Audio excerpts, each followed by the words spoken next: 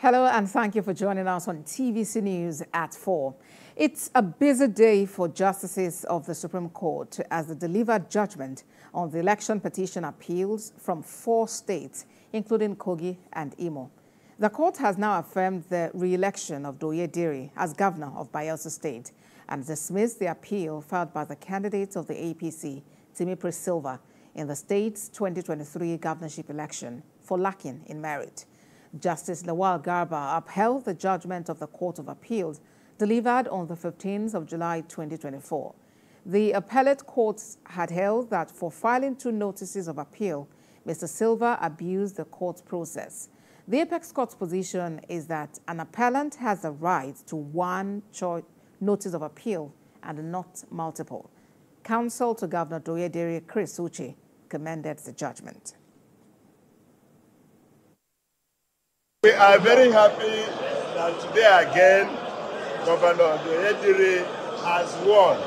You will recall that this has been a series of victories affirming his victory at the election. At the election tribunal, we won. At the Court of Appeal, we won. And today too, at the Supreme Court, the final court, the highest court of the land, we have also won, affirming his victory at the polls. So we are very happy that the appeal filed by Silva has been dismissed, having been found by the Supreme Court to amount to a gross abuse of court process. And now, the crisis in Benue State chapter of the All Progressives Congress has taken another dimension as the dissolved members of the state executive, led by Augustine Agada, has sued the party's national chairman, Abdullahi Ganduje, for disobeying the court order. The Benue State High Court, presided by Justice Teresa Igochi, had on Wednesday stopped the APC NWC from dissolving the executive of the state chapter, led by Mr. Agada. But late on Wednesday, the Abdullahi Ganduje-led NWC went ahead to dissolve it. The dissolved state exco prayed the court to compel the NWC to adhere to the decision not to remove them from office until expiration of their 4-year tenure. They also prayed the court to issue a punitive measure against the NWC for disobeying the earlier decision of the court.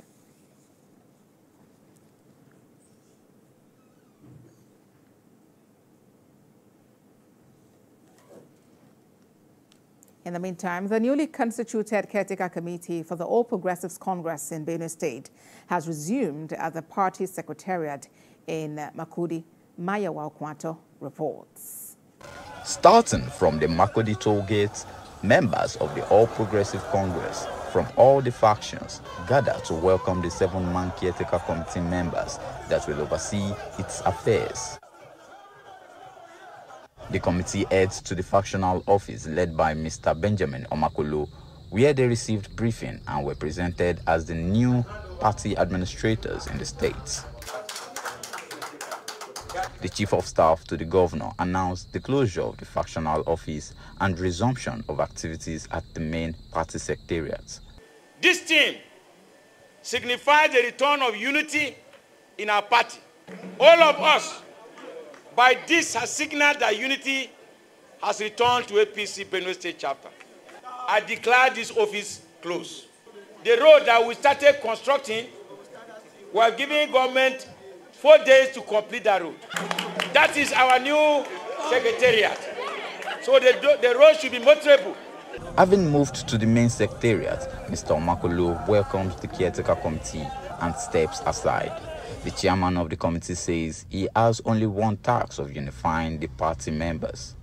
APC in Benue State, as at yesterday, has become one umbrella body. And I want to assure you that beginning from yesterday and in the few weeks from now, APC, because of the unity that have just taken place, will take over the political space of Benue State, and there will be no space for any other opposition party. The unity that has been formed today is built to establish peace. And our job is to make sure that we unite every members of the politicians in Benue State and ensure that the mandate of the president is being achieved. And this has to be done with the acceptance of the governor, who accepted to allow this unity caretaker to form.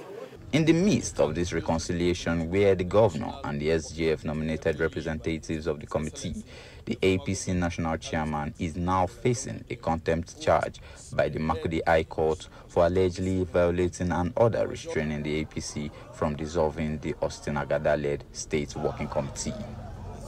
Mayowa Okwato, TVC News, Makurdi. To the nation's capital, where President Bola Tinubu has sworn in Justice Kudirat Kekereekun as the acting Chief Justice of Nigeria. Justice Kekereekun, who is the second in line among the justices of the Supreme Court, was recommended to the president by the National Judicial Council. President Tinubu says the acting CJN has established a reputable and incorruptible record all through her career. The president urged Justice Kudirat Kekereekun to be faithful and loyal to the Constitution and defend the judiciary's independence. He says his administration will continue to support moves to improve the welfare and capacity of the Nigerian judiciary. Justice Kekereekun is the second female Chief Justice of Nigeria after Justice Aloma Maria Mokhtar, who was sworn in 2012. The new CJN is also the fifth female justice to be elevated to the Supreme Court. Distinguished ladies and gentlemen,